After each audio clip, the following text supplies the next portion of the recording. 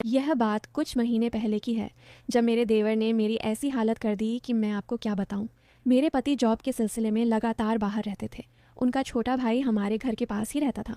मेरे पति ने उसे घर पर बुलाया था और मुझसे मिलवाया था, और उससे कहा था कि अगर कभी प्रिया को ज़रूरत पड़े तो अपनी भाभी की मदद कर देना और बाजार से सामान लाकर पहुंचा देना। वह देवर बहुत केयरिंग था। ज़रूरत पड़ने पर हमारे घर का छोटा मोटा काम भी संभाल लिया करता था। दोस्तों, अगर आपको स्टोरी इतनी अच्छी लग रही है तो सबसे पहले वीडियो को लाइक करें और चैनल को सब्सक्राइब ज़रूर कर लें।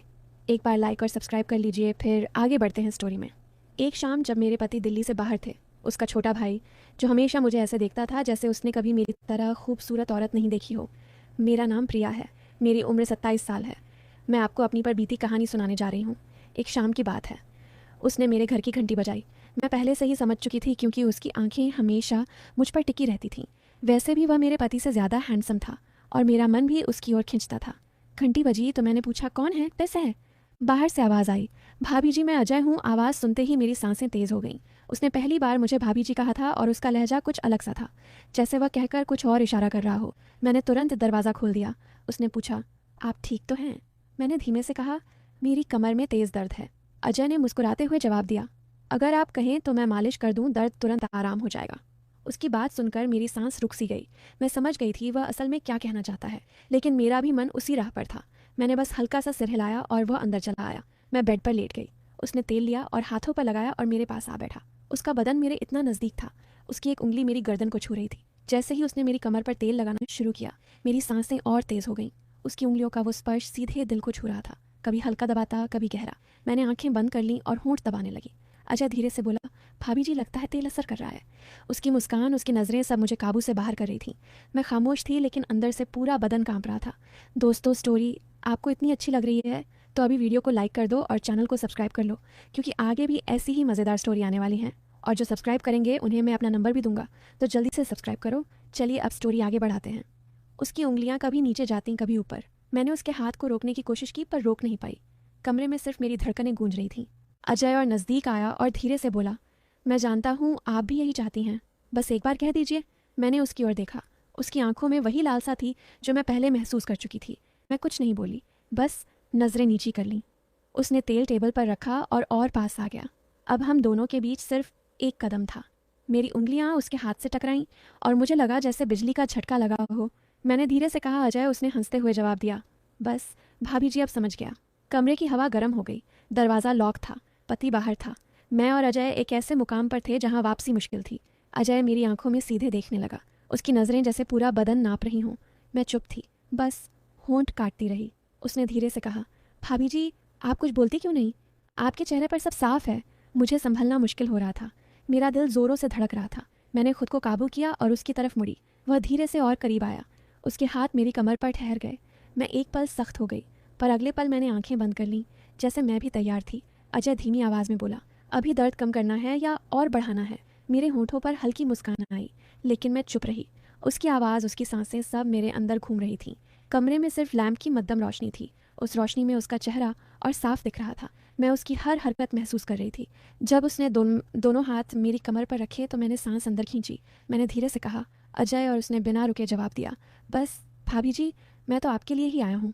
मुझे लगा जैसे सब कुछ थम गया हो। उसका हाथ धीरे धीरे नीचे की ओर बढ़ रहा था और मेरा बदन अपने आप ढीला पड़ रहा था। मैंने उसका हाथ पकड़कर रोकने की कोशिश की, पर अंदर से रोक नहीं सकी। उसने अपना चेहरा इतना पास लाया कि मैं उसकी सांसें महसूस कर रही थी। मेरी आंखों के सामने सिर्फ उसका चेहरा था, उसकी मुस्कान जैसे कह रही हो, अब तुम मेरी हो। मैंने दूर जाने की कोशिश की, लेकिन उसने मेरी कलाई थाम ली। हल्की मुस्कान के साथ बोला, अब तो आप मुझे रोक नहीं सकती। भाभी जी मेरी आंखें नीची थीं, पर होंठों पर मुस्कान खुद ब खुद आ गई। अभी तो यही चाहती थी, बस कहने की हिम्मत नहीं थी। अजय ने एक हाथ से मेरी सलवार को संभाला और दूसरे से मेरी कमर को कसा, और मैं उसके और चिपक गई। मैंने धीरे से कहा, अजय बस करो, पर आवाज़ ऐसी थी जैसे रोकना नहीं, बुलाना चाहती हूँ। वो और करीब आया और मेरे कान में बोला, बस एक बार कह दो रुक जाऊँगा, वरना अब मैं नहीं रुकूंगा। मेरी सांसें और तेज़ हो गईं। मैंने होंठ दबा लिए, लेकिन आंखों में सब साफ था। कमरे में सिर्फ लैंप चल रहा था। उसकी रोशनी में उसके चेहरे की हर लकीर साफ दिख रही थी। उसकी नज़रें मेरी आंखों से होंठों पर ठहर गईं। मैंने मुड़कर उसे देखा और बस इतना कहा, तुम्हें समझाने के लिए मुझे बोलना नहीं पड़ता। यह सुनकर अजय ने गहरी सांस ली और मुझे और पास खींच लिया। अब हमारे बीच कोई फासला नहीं था। उसके हाथ मेरी कमर से ऊपर चढ़े और मैंने पलकें बंद कर लीं। उस पल लगा जैसे सब थम गया हो। दरवाज़ा बंद, घर खामोश और हम दोनों अकेले। पति बाहर था और मैं अपने पति के छोटे भाई की बाहों में थी। अजय ने कहा, भाभी जी आज के बाद सब कुछ बदल जाएगा। मैंने आंखें बंद रखकर हल्की आवाज़ में कहा, जो होना है हो जाने दो। और अगले ही पल अजय ने आगे बढ़ा जहाँ से वापसी नामुमकिन थी। अजय का चेहरा मेरे बिल्कुल पास था। उसकी नज़रें मेरी आंखों से होंठों तक घूम रही थीं। मैंने होंठ दबा लिए और उसकी लालसा साफ दिख रही थी। मैंने धीमी आवाज़ में कहा, अजय अगर कोई आ गया तो। उसने हंसकर जवाब दिया, दरवाज़ा बंद है और घर में कोई नहीं, अब सिर्फ मैं और आप हैं। उसकी आवाज़ इतनी मीठी थी कि मेरे पैर नरम पड़ गए। मेरा दिल कह रहा था रुक जाओ, पर जिस्म कह रहा था आगे बढ़ो। अजय ने एक हाथ से मेरी कमर और कसी और दूसरे से मेरी सलवार साइड की। उसकी उंगलियां मेरी गर्दन से फिसलती हुई नीचे गईं। मेरी सांसें फिर तेज़ हो गईं।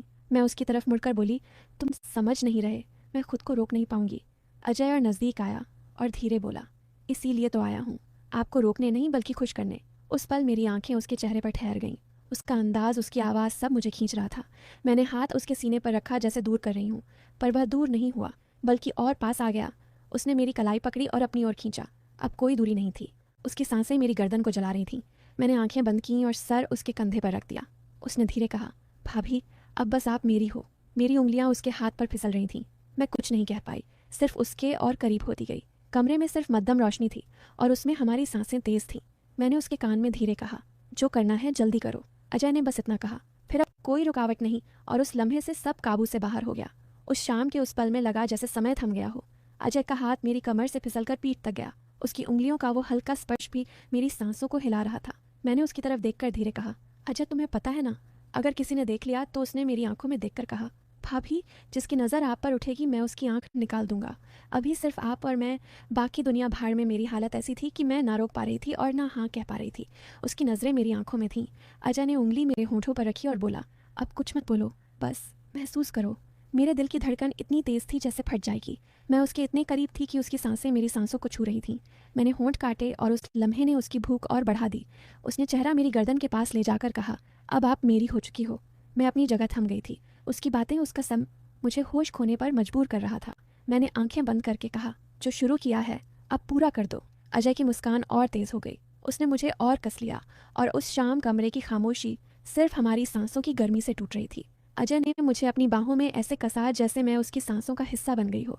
उसकी उंगलियां अब धीरे धीरे मेरी कमर से नीचे सरक रही थीं और मैं बस सांस रोक कर महसूस कर रही थी। मेरी हालत ऐसी थी कि मैं बेकाबू हो चुकी थी।